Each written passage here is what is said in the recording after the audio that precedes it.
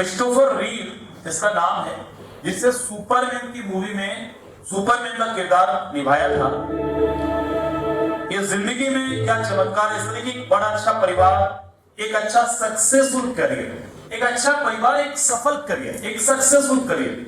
मतलब सुपरमैन की एक मूवी से इसको कितना पैसा मिला उसका अंदाजा भी नहीं लगा सकता। तो बहुत बड़ा पैसा, नाम, सम्मान, पूरी दुनिया में लोकप्रियता, एक अच्छा परिवार, सब कुछ था उसके पास। लेकिन एक दिन एक बहुत बड़ी ट्रेजेडी हो गई, एक बहुत बड़ी दुर्घटना घट गई। ये एक स्किल्ड घुड़सवार था, अच्छा घुड़सवारी करना जानता था, मगर एक दिन ये घोड़े से गिर गए घुड़सवारी करते हुए, और इसकी जो गर्दन की हड्डी है, लीड की हड्डी, वो पूरी तरह से डिस्ट्रॉय हो गई। डॉक्टर ने बोला कि आप अब कभी भी चल नहीं पाएंगे, जिंदगी भर आपको अपाहिज रहना पड़ेगा, और इवन आप अपने शरीर के किसी अंग को हिला भी नहीं पाएंगे। मतलब अपाहिज तो रहना ही पड़ेगा जिंदगी भर, बिस्तर पे रहना ही पड़ेगा, लेकिन साथ में आपके ब्रेन से बॉडी को सिग्नल जाने वाले जितने भी नर्व्स है वो सारे के सारे डैमेज हो गई, आपकी स्पाइनल कोर्ड्स डैमेज हो गए।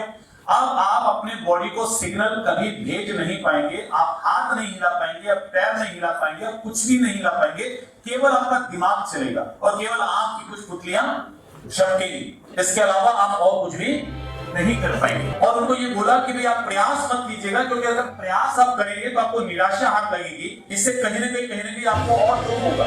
तो जिंदगी भर आप स्वीकार कर लीजिए कि आप पैरालाइज ही रहेंगे। और जब इसने देखा कि कोई उपाय नहीं है, मतलब इसकी बोलने की शक्ति या चलने की शक्ति, नहीं ये बोल सकता था, नहीं ये चल सकता था, ना हाथ पे हिला सकता था, कोई तरीका नहीं है, तो इसने आत्महत्या करने के बारे में सोचा। अपनी वाइफ से पूछा, डियर मेरे अब बचने का कोई मतलब नहीं है, जिंदा रहने का कोई मतलब नहीं है, सिर्फ मेरा दिमाग चलेगा, सिर्फ मेरी आंखें झपकेंगी और मैं कुछ भी नहीं कर पाऊंगा। तो मैं बेकार हूँ, बोझ हूँ, इस दुनिया पे बोझ हूँ, तुम पर बोझ हूँ, बच्चों पे बोझ हूँ, क्या मतलब है मेरी जिंदगी का, और मैं खुद पर बोझ हूँ, मैं कैसे दिन भर में करूंगा क्या।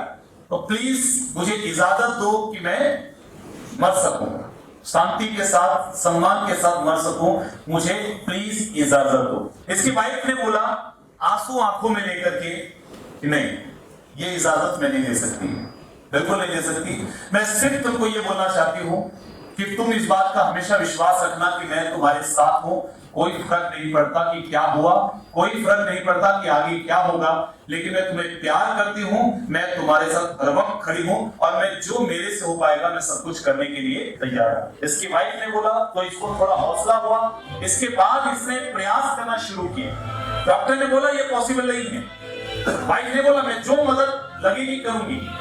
तो इसने प्रयास किया कि क्या मैं अपनी बॉडी के पार्ट्स को हिला सकता हूँ। डॉक्टर ने बोला कि नहीं, ये पॉसिबल नहीं है, लेकिन इसको विश्वास था कि होगा, कभी न कभी होगा।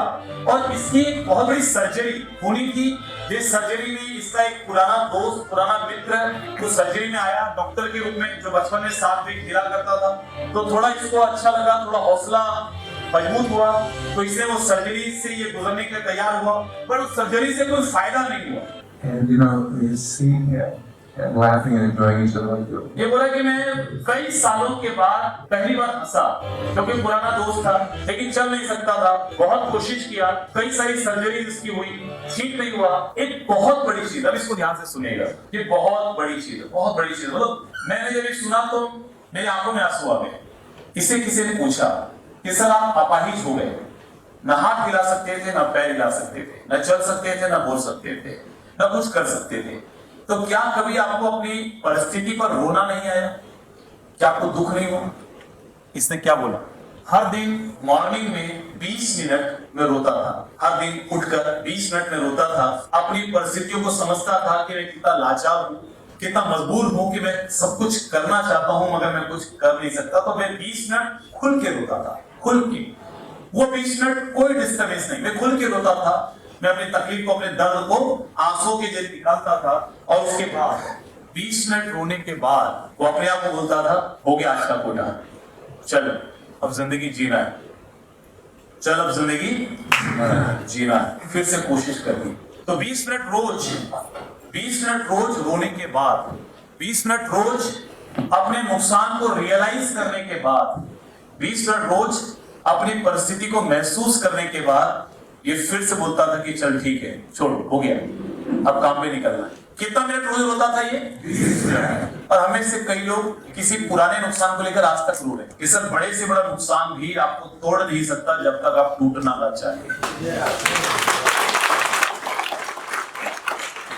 एक्सपर्ट बोल रहे हैं कि नहीं होगा, इनको बड़े बड़े महारत की दिक्कत, दुनिया के बड़े बड़े जानकार बोल रहे हैं कि नहीं होगा, लेकिन ये बोलते हैं कि सब होगा, होगा, होगा, होगा, होगा। कितने साल बोला? 5 साल।